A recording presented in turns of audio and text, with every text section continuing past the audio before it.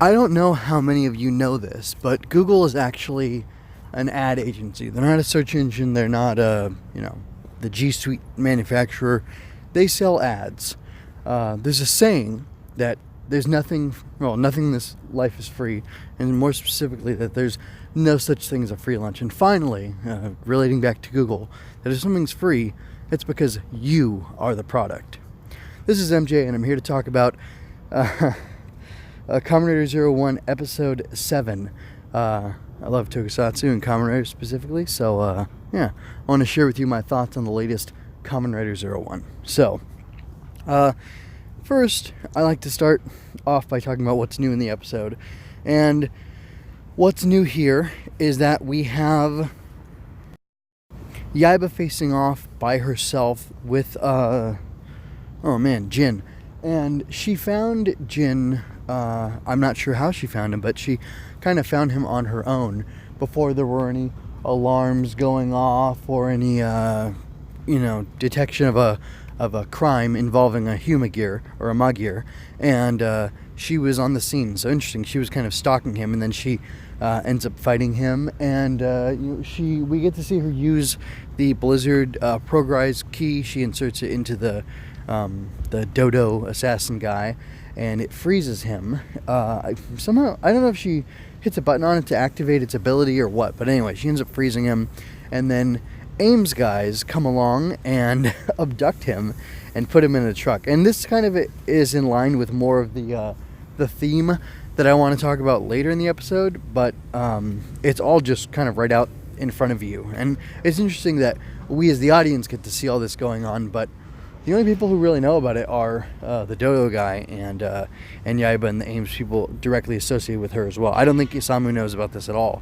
And at the end of the episode, we had a flash of her working on Dodo-chan and maybe reprogramming him. I'm not sure, bringing him back online perhaps. Very interesting. I don't know what she was doing, and I definitely think that's going to have a factor in the future. Anyway, we also get to see the Dodo suit.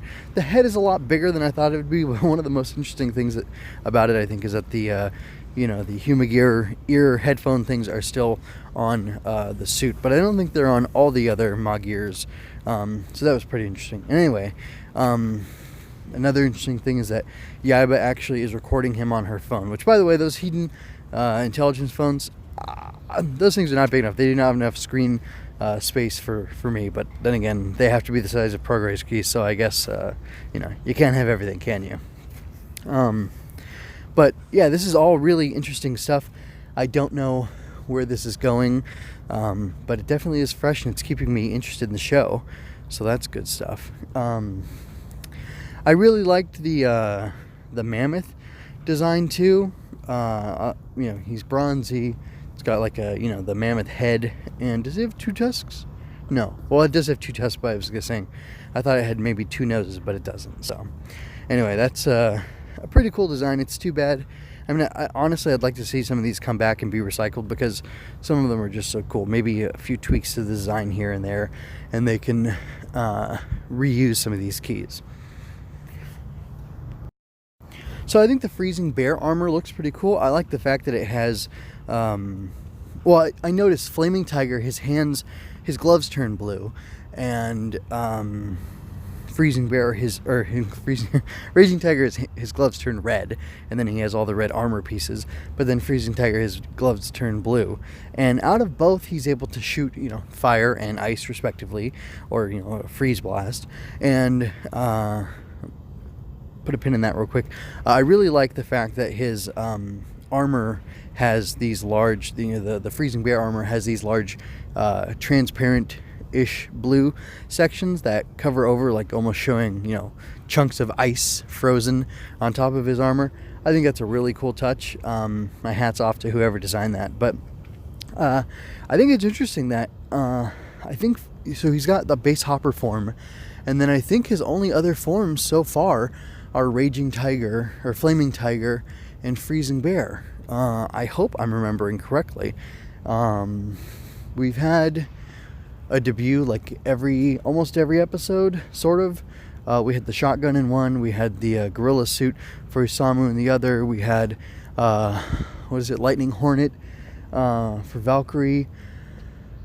That sounds about right.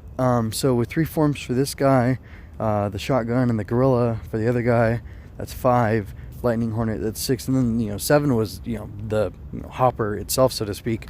So that'd be a debut of a toy per episode, which is pretty. Oh, there's also Falcon, which he got taken away from him. So he's got Falcon, which allows him to fly, which makes sense. But it's interesting to me that the these other 2 forms, they have stuff shooting from his hands, and then even in this episode, the way he used the flame he like kind of maneuvered his hands and made like a big flame ball. It almost felt like magic, like maybe a shift in the Reiwa era is making the Kamen Riders a little more magical, or like less, I don't know, maybe emphasizing suit design and using that to, I don't know. I don't know where I'm going with this, but I'm just kind of noticing the differences in between how something sticking out to me about how the Zero-One suits are being used and what they look like, and I'm just wondering if that's part of what this new era of Kamen Rider is going to be about. I'm sure they're still finding their footing though, so I'm not going to put too much emphasis on any one thing. They do seem to be trying to get lots of cool shots, different styles of shots. There's Flaming Tiger and Mr. Bullet Wolf thing transforming at the same time next to each other. It's a lot of visual noise, so I guess it's not really a change from anything that they've done in the past, but I guess it's an interesting shot. Another thing is, it's funny to me how much Jin in his rider form, which I don't know what you would call that, like some of his falcon wings like kind of pop on and pop off as he goes, and that's kind of interesting to me how they're doing that. But one fun moment that it made was that he kind of was attacking some civilians, and Valkyrie, despite the fact that she's a little shady, she went ahead and her instinct was to protect them. So that always warms my heart, seeing a rider just protecting people. And then speaking of how his wings just kind of pop on and off, I need to pay attention next time he fights. Does his back have the mane? There's like a whitish part that kind of looks like fangs. Does it always have that on it, and then they just pop in the gray wing pinions, so to speak, as they need to for him to do his stuff? I'm not 100% sure, but regardless, I think it's a great looking suit. I'm really glad they went with the hawk for him, and that it gets to be so flexible. So we at the very end, Jin is worried about Hirobi being mad at him because he lost the mammoth key, which I bet Yaiba took it. And he's got the cracked dodo key, which I guess he's going to take it to do the data. That's what they do. I thought, is he going to resurrect it somehow? Because he said, it's too weak. And I thought maybe they were going to do something with it. I don't know. Anyway, getting back to my main point, or like the big idea I want to discuss this episode, and kind of looking to the future, I wonder what Yaiba is going to do. What is she? Who is she? Why is she doing what she's doing? And what's the deal with Ames? I do think Isamu does not know what the heck she's doing. I find it so strange. At the end of the episode, she says, "Tools are meant to be used," ominously. And, she seems to be referring to, and then she has the mammoth key. But I assume she's referring to the fact that she took, Humagear or Magear, the assassin one, and that she reprogrammed him. And then it was interesting because, she was clearly hanging back, recording him on her phone. So observing what happens when you manipulate, or was she harvesting data from him, maybe for, to learn something about Metsuboujinrai, or what? I don't know. It's really fascinating to me.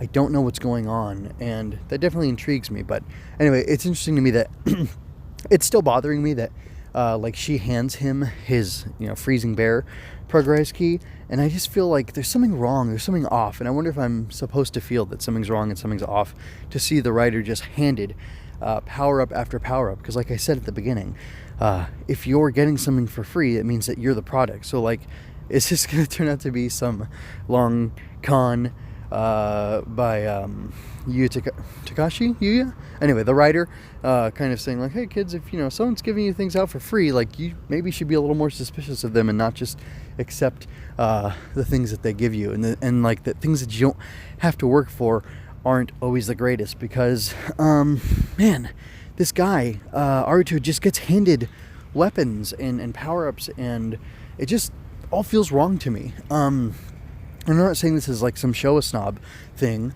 although I do like in show where the writer is weakened or isn't strong enough, so he has a friend hit him with a big piece of construction equipment, or roll boulders at him or something like that, so he can overcome something. But I don't know, it's just very interesting to me how it's just interesting to me that it feels wrong, and that I'm hoping maybe there's something more to it. Anyway, I don't have anything else to say. I gotta wrap up.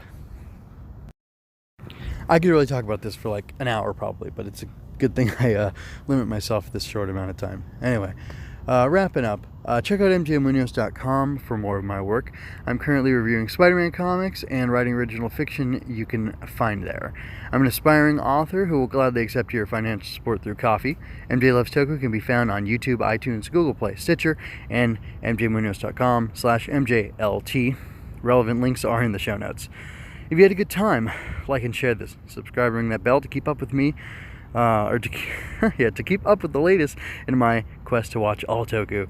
Check out the Ultraman show I'm doing, Going Ultra, and my other channel, Swinging Through Comics, where I review, you guessed it, comic books. Also, my Ultraman DVD set should be coming pretty soon. I think it's going to be here this week, so sometime after you hear this episode, maybe I'll do a little unboxing or something like that. Anyway,